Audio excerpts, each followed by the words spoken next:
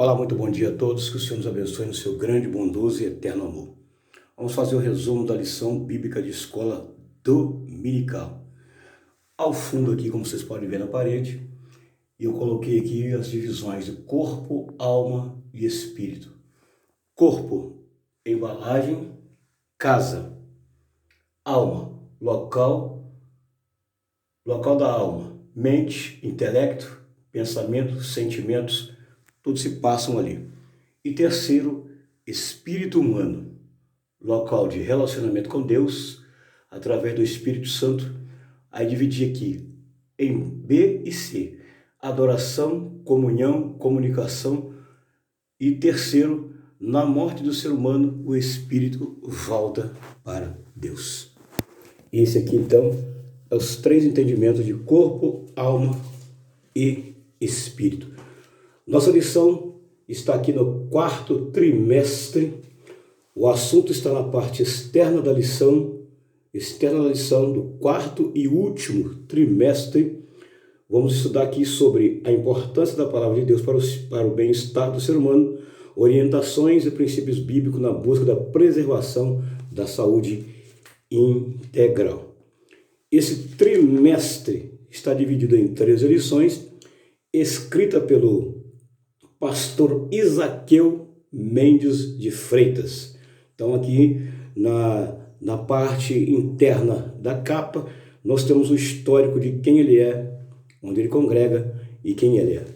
Então estaremos aqui em 13 lições nesse quarto e último trimestre. O assunto principal está aqui hoje na lição 1 do dia 4 de outubro, é a necessidade de restauração da alma. Texto áureo. Porque satisfiz a alma cansada e toda a alma entristecida saciei. Jeremias 31, 25.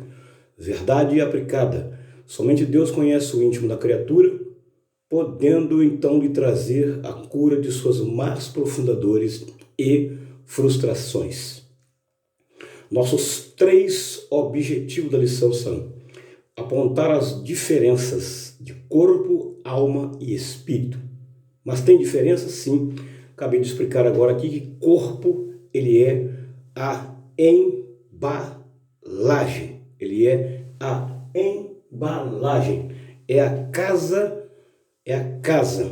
que compõe os outros dois componentes, que são alma e espírito. Texto de referência está no Salmo 31, versículo 2, 5, 7, versículo 9, versículo 14.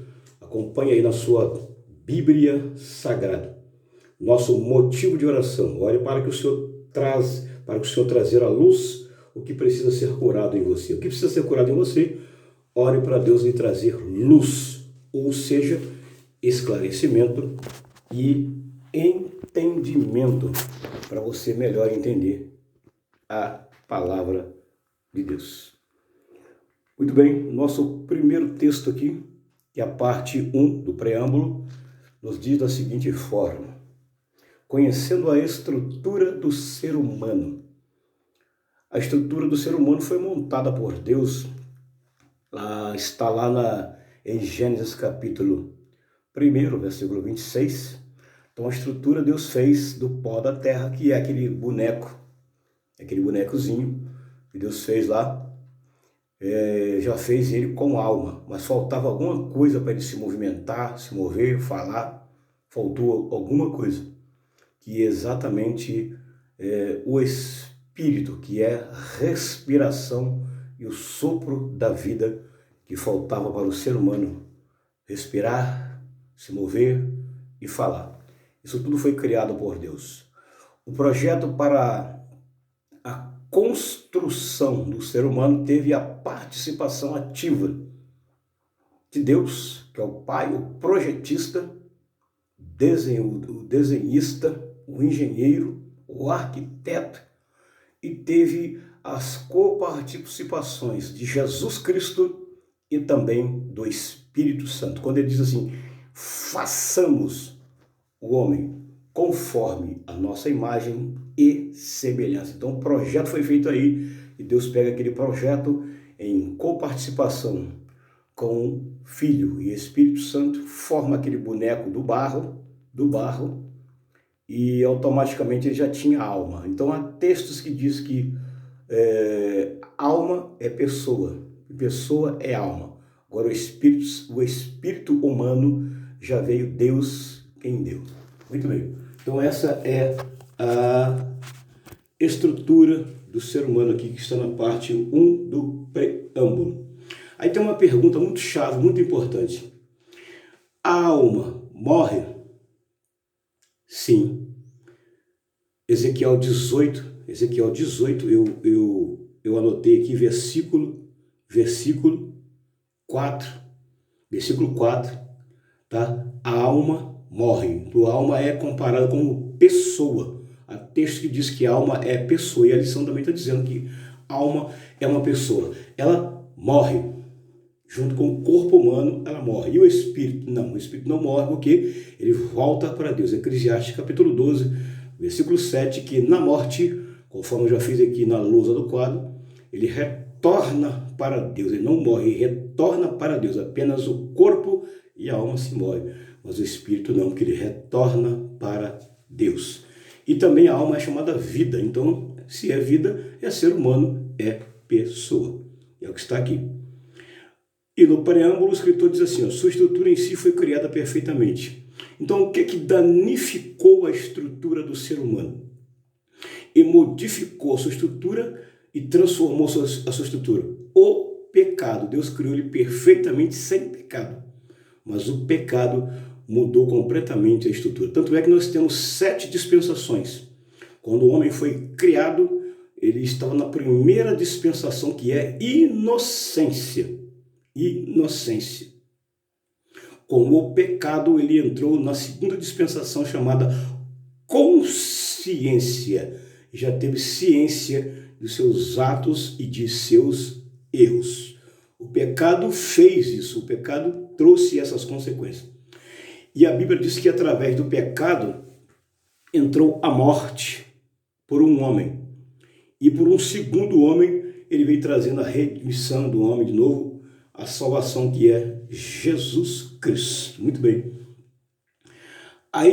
Daí a necessidade de cura e restauração em seu espírito, alma e corpo. Então nós temos aqui um homem tricótomo.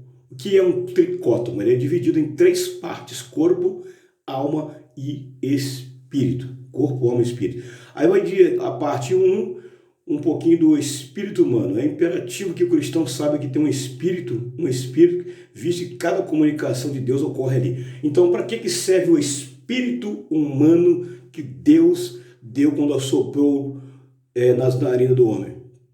Esse espírito também eu coloquei na lousa ali, tá? Que ele é um local de relacionamento entre Deus e o homem. Ele é um local de comunhão e de comunicação. Então esse espírito humano ele serve de comunhão e comunicação entre Deus e o homem. Entre Deus e o homem. É o que está aqui na parte 1.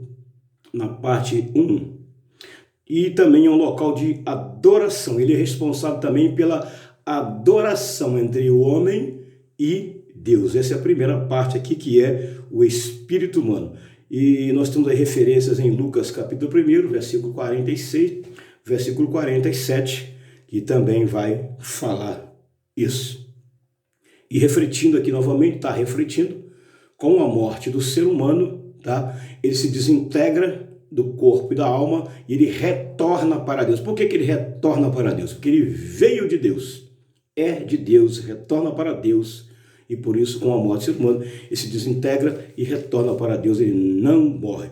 A segunda parte aqui, que é a alma. Nessa parte também eu coloquei na lousa ali, tá? A responsabilidade dessa parte aqui da alma, ela está ligada ela faz uma interligação entre o corpo e o espírito. Está ligada aos 2 mundos, mundo espiritual e mundo material. Está ligado aos 2 mundos, material e espiritual. E dentro dessa divisão da alma, nós temos aí as partes dela, que é mente, que é a sede de todo pensamento, sentimento, raciocínio, pensamentos, e também está ligada à memória, está ligada à vontade, que é instrumento para tomar decisões, poder para escolher, emoções, é sede dos emoções, instrumento para expressar nosso sentimento, gosto, simpatia, alegria, tristeza, ódio e amor. Essa área aí é responsável pela alma. Então é exatamente onde o ser humano se alegra, se entristece, se aborrece, ama. Esse local aí é a alma. Esse local é a alma. E a parte 1.3, tá? É um resumo. A parte 1.3, ele é chamado de invólucro, casa, tenda ou embalagem, também coloquei na lousa ali. É a tenda na qual o homem mora durante a sua viagem do tempo para a eternidade. A morte desarma-se a barraca e a alma parte. Quer dizer, o espírito volta para Deus e a alma parte. Partir aqui é sinônimo de morrer, então ela morre. Tá? Também é chamada de templo, ou seja, morada do Espírito de Deus, que é o local onde ele se comunica entre Deus e o homem. E é a parte fundamental onde Satanás tem todo ódio contra nós, querendo a adoração para ele. Então ele conhece muito bem isso aqui.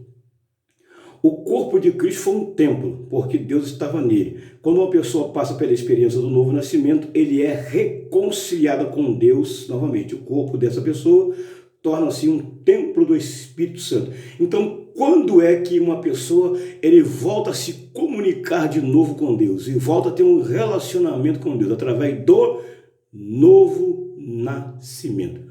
Se nós formos olhar lá atrás no Gênesis capítulo 3, versículo 15, nós temos lá uma profecia que logo após o homem pecar, foi expulso do paraíso, aí haveria uma promessa de que um homem novamente viria, morreria na cruz e resgataria esse relacionamento entre Deus e o homem. E essa profecia se cumpriu em Jesus. Nós temos também referências em Isaías capítulo 7, versículo 14. Então isso aqui é a primeira parte da nossa lição. A parte 2, tá, é um resumo, e iremos estudar detalhadamente na escola dominical, mas você pode clicar, acompanhar as lições bíblicas que estão muito boas esse trimestre. A parte 2 vai falar sobre a obra da criação, obra-prima. Qual é a maior obra-prima que Deus criou até hoje? Será que foi os céus? Será que foi a terra? Será que foi o mar? Será que foram as estrelas? Será que foram os anjos? A maior obra-prima da sua criação, porque é parecido, não é igual, parecido com ele, é o homem. É o que está aqui na parte 2. O ser humano é a obra-prima da criação do Eterno, criado conforme a sua imagem e semelhança. Não é que ele é igual a Deus, ele é semelhante, parecido. E tem uma coisa fundamental que Deus deu para ele, que é o espírito humano. O Senhor o criou para relacionamento com ele, com capacidade de escolher. Inclusive aqui, Deus deu o livre-arbítrio, que é o poder de escolha para o homem tomar decisões e escolher. Inclusive usou essa capacidade quando da tentação do jardim e de gerenciar a sua criação. Portanto, é um ser racional, volutivo e sentimental. Parte 2.1. Um lugar apropriado à nossa estrutura. Por que Deus fez tudo isso? Qual foi a razão que levou Deus a fazer tudo isso? Qual foi? Percebemos que essa iniciativa de Deus em vários campos da ciência tem sido debatida, no entanto, a palavra do Senhor nos dá a resposta de que ele criou todas as coisas visíveis e invisíveis, sejam tronos, sejam dominações, principado ou potestade, tudo foi criado por ele e para ele. E esse universo foi criado de forma perfeita, contendo tudo que um precisa para viver seus dias que ele determinou. Qual foi o propósito? Criar o homem para seu relacionamento, para ter relacionamento com ele. Conversa, comunicação e diálogo. Aonde que o homem perdeu isso? No pecado. Aí veio Jesus com essa função novamente de unir novamente o homem com Deus. Deu um homem com Deus. E a parte 2:2, o propósito de Deus levou em conta o erro humano. Deus criou um homem para um propósito, mas o homem tomou outro propósito. Essa é a resposta pela qual Deus nos deu o livre-arbítrio, que eu disse agora mesmo, poder de escolha. O Eterno concede o poder de escolha a Adão. Qual era o desejo quando Deus deu esse livre-arbítrio? Que o homem escolhesse manter com ele um relacionamento, um diálogo, uma comunicação, uma comunhão. Mas aí entra um ser maligno no meio da história, interferindo nesse diálogo, nessa comunicação entre um ser humano, um ser maligno, que é Satanás, Lúcifer, e investiu contra o homem, que ele sabia que o relacionamento entre Deus e o homem ocasionaria em muitas coisas. Ele interfere, que ele sabe que essa maior parte aí do relacionamento com Deus e o homem é importante. Até hoje ele interfere nos relacionamentos, trazendo investidas contra o homem e contra a família. Nisso aí, Adão, que estava na primeira dispensação que nós falamos, que é inocência, passa a entrar na segunda, que é consciência, porque ele caiu num ato, cometeu o ato, automaticamente ele coloca a culpa na esposa, mas a culpa também era dele, que Deus não falou só com a esposa lá no princípio, falou com os dois, e então aqui ele descumpre uma ordem que Deus deu para ele lá do princípio, descumpre. Ele nunca faz por acaso, ele nunca comete erro. Ele tomou a iniciativa de cobrir o homem quando ele descobriu que estava nu ao comer o fruto da ciência. Observe qual foi a iniciativa de Deus quando o homem entra na segunda dispensação. O homem descobriu que estava nu. Deus toma uma atitude de cobrir o homem novamente, cobrindo a sua nudez. Mesmo em um ambiente sem arrependimento de Adão e Eva, o amor do Pai foi demonstrado em ação. Mesmo assim, Deus não demonstrou seu afeto, seu carinho, sua atenção, seu amor e seu relacionamento com o homem caído. Mesmo assim, Deus o amou, demonstrando o seu amor. Isso é uma relação que Deus criou com o homem. Deus é amor e relacional. Por isso criou o ser humano com liberdade de escolha, emoções e sentimento. Adão escolhe comer do fruto que sua mulher lhe trouxe. E aqui está a problemática de todo ser humano quando decide escolher sem considerar a orientação divina. Adão e Eva foram orientados? Sim, mas eles desconsideraram a orientação divina. E por influência maligna descumpre uma ordem, aí vem as consequências. Mas mesmo assim, nós temos um Deus que traçou um plano imediato, onde está em Gênesis capítulo 3, versículo 15, eu não vou ler, mas vocês acompanham o texto, que Deus traça um plano imediato de trazer o homem de novo para o seu convívio, do seu relacionamento novamente, traz o homem de novo a se comunicar com ele, a se interagir com ele. Quando ele traça o plano lá mesmo no Jardim do Éden, ele traça um plano, monta uma estratégia para trazer. Aí nós vemos aqui a parte 2:3, que foi uma bondade. Deus é bom, mesmo com o homem caído em pecado, Deus ele é bom. Isso é um atributo moral de Deus, sua bondade.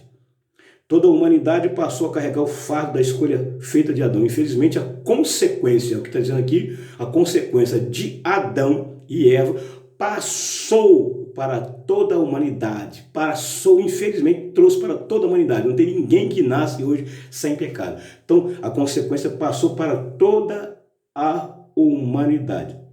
Adão e Eva perderam o senso simples e claro de sua própria identidade. Aquele retrato de si mesmo que eles viam em Deus, nos seus olhos cheios de amor, ficou manchado e distorcido quando eles se rebelaram contra Deus. Foram denominados pela vergonha até dos seus próprios corpos, ao se verem nus, e imediatamente saíram à procura de folha de figueira para cobrir a sua nudez. No entanto, Deus toma a iniciativa de demonstrar sua bondade e desce ao jardim. Deus chamou ele, desceu ao jardim na viração do dia, era de dia ainda, à procura do homem, e ao perceber a falta de arrependimento, não os destruiu. Antes estabeleceu o castigo e promoveu o meio de cobrir sua vergonha. Deus promoveu o castigo, que era expulsá-los do jardim, colocando querubins na entrada, mas Deus antes cobriu a sua vergonha e a sua nudez. Aleluia. Nós somos um Deus, então, que tem as suas iniciativas. Há uma parte que diz assim, uma analogia mais nobre, aprovada pelo tom constante dos ensinamentos do Senhor, é aquela que existe entre o amor de Deus pelo homem e o amor do pai pelo filho. Nós temos aqui, então, um relacionamento entre um pai e um filho, um relacionamento entre Deus e o homem. Mesmo assim, Deus não deixou de se relacionar com o homem caído. Deus não deixou, mostrando aqui a sua bondade, o seu amor, que são suas características fundamentais, que é a sua moral. Trata só um Deus com caráter e moral. Então, essa aqui é a parte 2 que nós estudamos aqui, que é a obra-prima da criação. Obra-prima da criação, que é o segundo objetivo da nossa lição, que é apresentar o projeto de Deus para o ser humano. Então, a parte 2 que estudamos é o projeto de Deus para o ser humano. Onde começou esse projeto? Lá no início da criação, quando o homem desobedece e descumpre a sua ordem. Então, lá se cumpriu, então, um projeto. Deus estabelece um projeto e foi rápido. 3, destacar a necessidade da restauração da alma. Destacar a necessidade da restauração da alma é a parte 3, e é exatamente aqui o subsídio 3, ou preâmbulo, né? 3, que diz assim: quadro atual da alma. É nítido o quanto a alma do homem tem sido afetada a cada geração que se passa. A cada geração que se passa, a alma do homem ela sofre. Segundo a OMS, que é a Organização Mundial da Saúde, ele diz que este século tem se tornado um século da depressão, ansiedade e transtornos psíquicos. Infelizmente é verdade. Tem que concordar com a Organização Mundial da Saúde que esse século tem trazido muito transtorno, onde muitas pessoas têm morrido por depressão, ansiedade e transtornos psíquicos.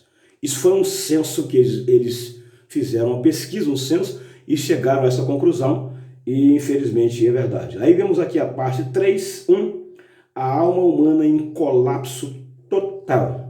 Milhares de pessoas em todo o mundo estão atualmente se voltando para a psiquiatria e para a análise em busca de alívio para males mentais e espirituais dos quais padecem. Isso aqui são tudo consequências de desobediência lá atrás, que infelizmente vai se refletindo a cada geração que se passa. E aí faz as pessoas buscarem aí tratamento para curar esses males aí. Infelizmente, essa pandemia que nós estamos vivendo aí levou muitas pessoas a cometer suicídio. Entraram em depressão, entraram em ansiedade, ficaram loucas, paranoicas, levando as pessoas a buscar, ainda bem que as pessoas estão buscando tratamento. Mas um dos maiores tratamentos está onde? Está em Deus, na pessoa de Jesus, que tem um antídoto. O maior antídoto para a depressão, ansiedade, está na palavra de Deus. O próprio Jesus, ele falou sobre isso aí. O próprio Pedro, o apóstolo Pedro, escreveu lançando sobre ele toda a ansiedade, porque ele tem cuidado de nós. Pedro falou. E Jesus, quando esteve na terra, ele falou: não andeis ociosos por coisa alguma. E angústia, Salmo 46, também fala sobre angústia. Outros salmos da Bíblia. Então toda a Bíblia Sagrada ela tem um antídoto para doenças psicomáticas e tem também antídoto para a ansiedade, para a angústia, para a depressão. Todos os transtornos que perturbam a alma e que tiram a paz e o sossego da alma, nós temos ali dentro da palavra de Deus, que é o maior antídoto. A lição fala de antídoto. O que é um antídoto? É aquele que combate uma enfermidade, uma doença. Então, o antídoto para o veneno que o pecado trouxe é a palavra de Deus.